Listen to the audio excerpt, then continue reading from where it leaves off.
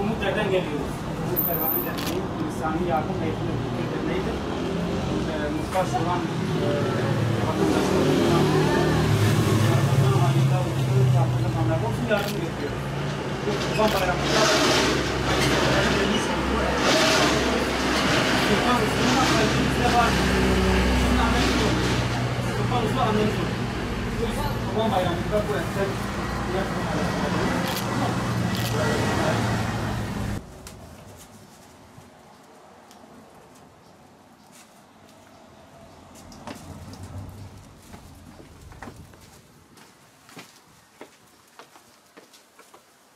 İsim neydi yavrum? Şirin Yaman. Şirin Yaman. Yaman. Selamun aleyküm. Hazırım Allah Şirin Yaman. Roja bxir. Em Umut Deretin, Umut Kervani derneka ku alikariyet de insani muhtaç.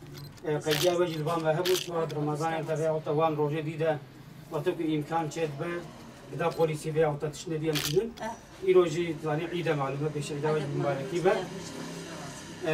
İnsan خیر خواست و قربان دابونه ما گوشته خو ما جوا گوشته و جوا رانی ساعتها خمسة زايدنا أردن خمسة زايدنا نقوم بكي تمام أبي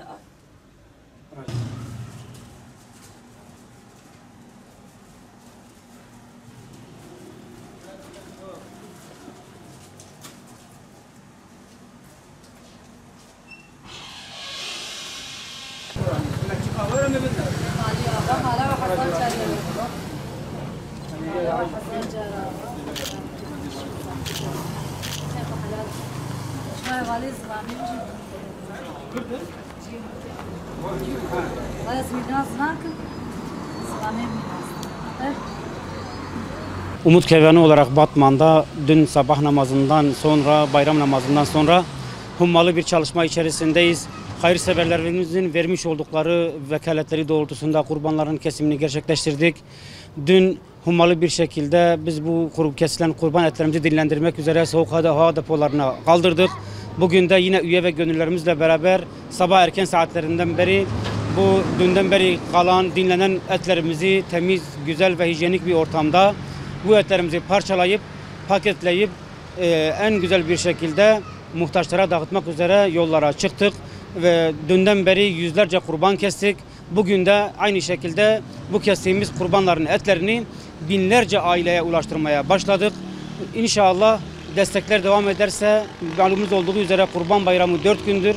Kurban Bayramı'nın 4. günün ikindi saatine kadar, ikindi namazına kadar gelen vekaletler doğrultusunda kurban kesimimiz devam edecektir ve hayırseverlerimizin isteği dahilinde talepleri şekilde muhtaçlara bu etlerini dağıtacağız. Bu vesileyle bu hayra ortak olan, bize desteklerini esirgemeyen bütün hayırseverlerden Allah razı olsun. Vermiş oldukları kurbanlarını Rabbim kat kat kabul buyursun inşallah.